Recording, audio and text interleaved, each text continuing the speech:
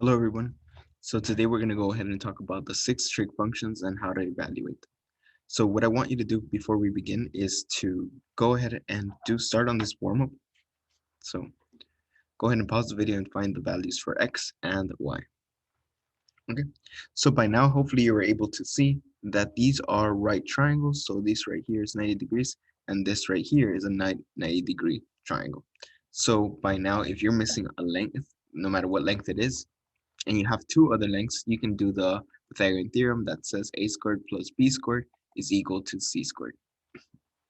Sorry, that's a b. Okay, so let's go ahead and remember that the longest side is c, and the other sides really don't matter what they are as long as the longest side is your hypotenuse. So from here, I can see that I have 3 squared plus x squared is equal to 5 squared. That gives me 9 plus x squared gives me 25. Okay, from here I can go ahead and simplify. Minus 9, x squared is equal to 16. X is therefore equal to positive and negative 4. Keep in mind we're talking about a length in a triangle, so the only solution we should have is x is equal to 4. Right? There will now be a negative length here in this scenario. So what I want you to know is that this is actually a Pythagorean triple. So some of you guys might have already known that the length would have been 3, 4, 5. So the 3, 4, 5 triangle. If not, I encourage you guys to look at it since it is a good triangle to know. Okay. The next triangle is a 5, 12, and uh, y. Sorry, I forgot those the letters.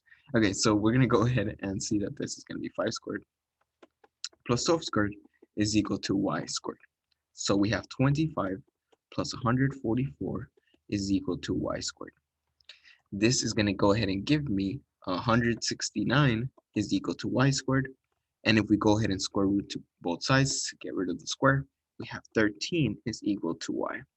We're only going to keep the positive version, not the negative version. So we're talking about this length right here.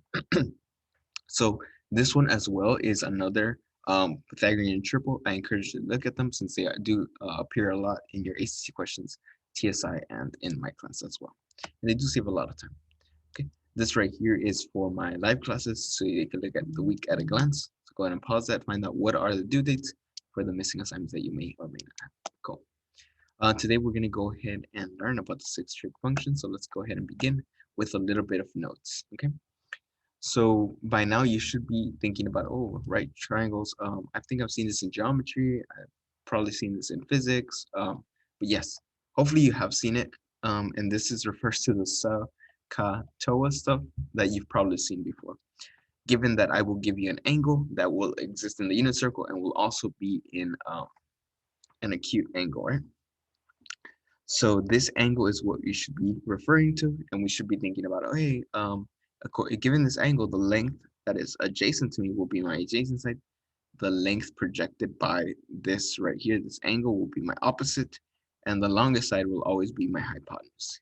Keep in mind the orientation of this triangle may change depending on what quadrant it is. Okay, so let's begin with the next notes.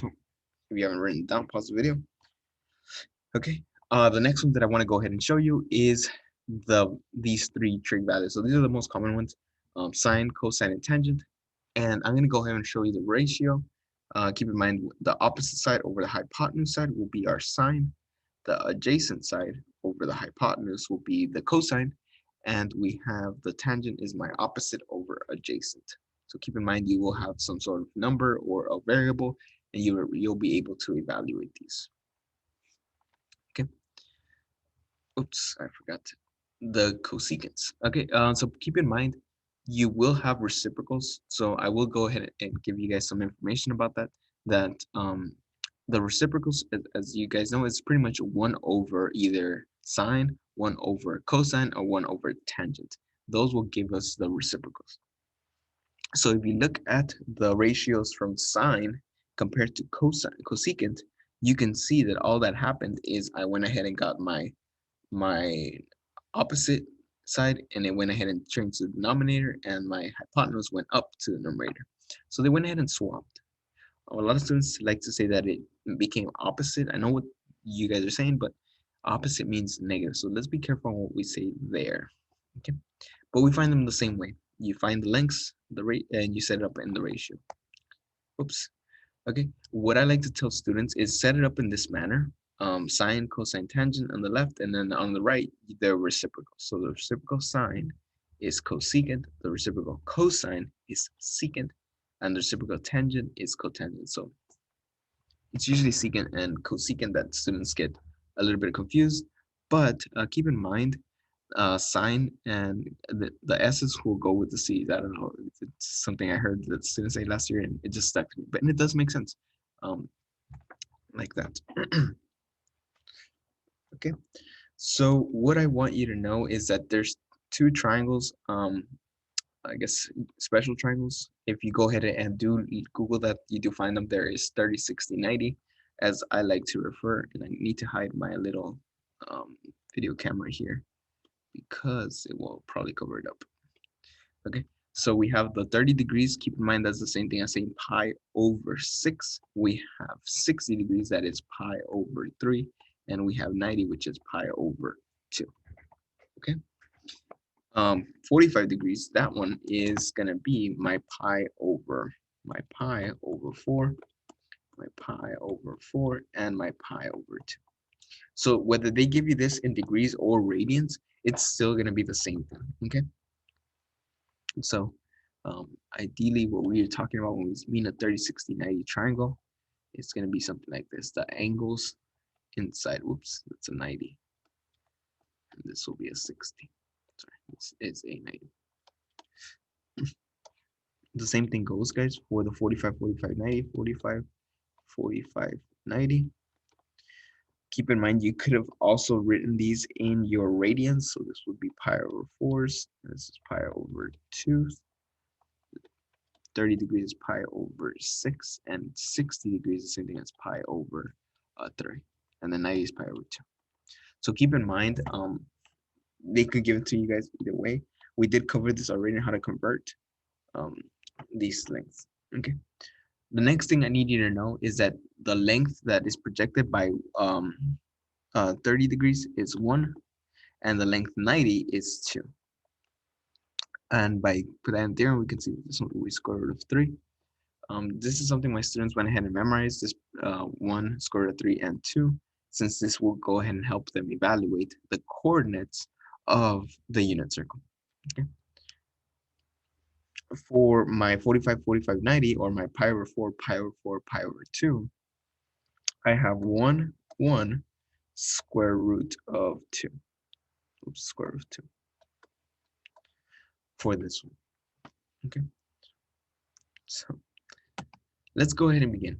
So this right here is a 30, 60, 90 triangle. Once again, I gave it to you in degrees, but you could also work on it with radians. I went ahead and wrote down the length associated to it. So keep in mind the length associated to 30 degrees, or pi over 6, is 1. The length associated to 60 degrees, or pi over 3, is square root of 3, and for 90, or pi over 2, is 2.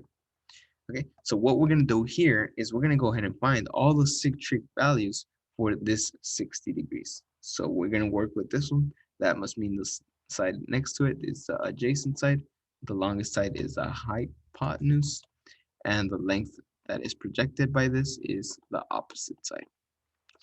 So we have all of this information right here. So let's go ahead and find it. Sine of 60 degrees. Keep in mind that SOHCAHTOA can help us here. SOHCAHTOA can help us out. Sine in this case is my opposite, right? My opposite over the hypotenuse. And according to that proportion, is going to be opposite is square root of 3 divided by my 2. Okay, easy peasy. Let's go ahead and try the next one. Cosine of 60 degrees is going to be my ka, right? It's going to be my adjacent over my hypotenuse. So my adjacent side is 1 divided by my hypotenuse, which is 2. Okay. My next one that I have is my tangent of 60 degrees. This one is my TOA, right? That means my opposite, which is square root of 3 divided by my adjacent, which is 1. Okay. you could easily just wrote this as square root of 3, and that means the exact same thing. Okay, so let's go ahead and do that little nice little trick that I was talking about, and put the reciprocals right next to each other. So the reciprocal of sine is going to go ahead and be cosecant of 60 degrees. And keep in mind, the numerator went ahead and swapped with the denominator. So now we're going to go ahead and see this fraction right here. And now it's going to be the hypotenuse divided by the opposite. So it's going to be 2 divided by my square root of 3. Okay. What I want you to know is that you can't have square roots in the denominator, so you're going to have to multiply by square root of 3 on both sides. That should give you the correct answer, to square root of 3 and 3. The next one is my cosine, and the reciprocal of cosine is secant of 60 degrees, and that is a reciprocal, so it's a hypotenuse over the adjacent. You can go back to the original triangle if you wish, or you can use this answer from cosine, which is going to be now 2 over 1, which is just 2. All I did was get this number and find the reciprocal by swapping the numerator with the denominator. Okay, for tangent, we know that that tangent originally was opposite over adjacent. Now it's going to be cotangent of 60 degrees is adjacent over my opposite. So I'm going to have this right here with the reciprocal is going to be 1 over square root of 3. And hopefully you're able to see that you multiply by square root of 3 because we cannot have square roots in the denominator. This is called rationalizing from your Algebra 2 notes. So from here, this is the values for the six trig functions of this 30, 60, 90 triangle. So what I want you guys to do is go ahead and find me the 6 trig functions of this triangle. Given that we're going to work with 45 degrees, I know that here we have 2 45s. Doesn't really matter, but I like to stick to this one right here, this one, because it reminds me that it's closer to the central angle here, you know, if it was on an axis.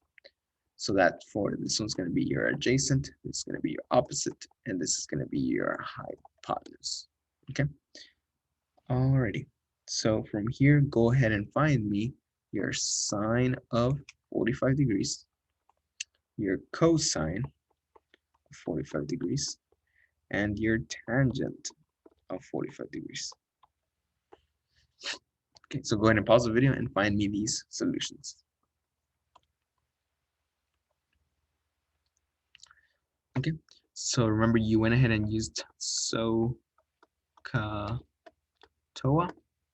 So sine is your opposite over your hypotenuse, which is in this case 1 over square root of 2. So 1 over square root of 2. If we rationalize this by multiplying by square root of 2 over square root of 2, I get square root of 2 divided by 2. Because square root of 2 times square root of 2 is square root of 4, which is 2. And we're going to keep the positive version for these lengths. Cosine of 45, and the reason I said in the last video is that this is one of your favorite because it is exactly the same as sine. And just with some exceptions where you need to go ahead and watch out for negative sign if you are working in a different quadrant than one. Okay, but we'll talk about that in another lesson. But right here, cosine of 45, I do my adjacent, right? My adjacent over my hypotenuse, which gives me 1 divided by square root of 2. And I can go ahead and rationalize this right here is square root of 2 divided by 2. Same as sine. So cool, right? Tangent of 45, that one's an easy peasy one that we're working with our opposite over my adjacent. So 1 over 1, which is 1. And I use the triangle for that. Okay, let's go ahead and find the reciprocals. These aren't that bad. And we can go ahead and see that the following. The reciprocal sine is cosecant of 45 degrees. The reciprocal cosine is secant of 45 degrees. And tangent will be cotangent of 45 degrees. So go ahead and pause the video and find out what are these other three reciprocals. Okay, so hopefully you were able to see that, hey, you could have used this one right here, but I tell my students to use this one, the first setup of the ratio, because it is a lot simpler without having to rationalize again. But other students like to go back to the triangle and set up this proportion of the hypotenuse over the adjacent, and that works just as well as getting this fraction and doing the reciprocal. So if I have 1 over square root of 2 and I do the reciprocal, I now have square root of 2 over 1, which is what you get from the triangle. And this is square root of 2. Super cool. Secant of 45, that is the ratio hypotenuse over the adjacent. Or you can go ahead and get this fraction and do the reciprocal, which is what I'm going to do. And I get the exact same answer because they were the exact same answer for sine and cosine. Okay, tangent of 45 is, and its reciprocal, tangent of 45 are still equal to 1, because if we get this and we do the reciprocal, I still get 1 over 1. Or if I go by the triangle, I still get the same proportion. Okay, and this was the adjacent over the opposite. Okay, so hopefully this went ahead and helped us out a little bit. Keep in mind that there is also other versions of this where it doesn't have to land in the 36 to 90. It could actually land in 180 degrees, 270, 360, 90 degrees. And what I mean by that is it can land on any of these points. So let's find the angle at 180 degrees. And since we're working on the unit circle, guys, we need to be able to see that, hey, this is 180 or it's pi, whatever the case may be. You're talking about an x and y coordinate. So what I need you to know, and I talked about this yesterday, is that if you have an x and y coordinate, you actually have a cosine, cosine sine coordinate. So cosine, I can't find my pen. Cosine theta, sine theta is the exact same thing. So whenever you see something like this for your, I guess, your zeros, your 90s, your 180s, your 270s, your 360s, or the negative version of this, or another revolution about this, you're working with the point itself. So these right here, personally, I think these are the easiest ones. What is this point right here, given that the radius on the unit circle, right, we're in the unit circle, is 1. So from here, this is 0, 0. But if I go 1 unit to the left, now I'm at -1 and 0 in height. So I'm with -1 and 0 in height. So you're probably thinking, well, I mean, what are you saying, right? Well, I'm saying that your cosine of 180 degrees is -1, because that's your x, right? That's your x. And your sine of 180 degrees is your y value, which we just said is 0. Okay, so this right here is what I'm saying. And we can find our tangent. Our tangent of 180 is actually, your tangent is actually y over x. So we can go ahead and get my y, which is 0, divided by my x, which is -1, and this reduces to 0. Okay. All right, that is the last example, I believe. I went ahead and had this GIMP kit in class, so if you missed class, you did miss out on some fun GIMP kit battles, but if you go ahead and send me a Teams message, I will gladly send you a link. The next thing that I want you to know is that the unit circle activity drawings are coming in, so please make sure you are doing that work here. And this is the rubric for the unit circle drawing, so make sure you're turning that in as well. Okay, as always, guys, I appreciate the time, and I hope to see you guys on the next video. Thank you. Goodbye.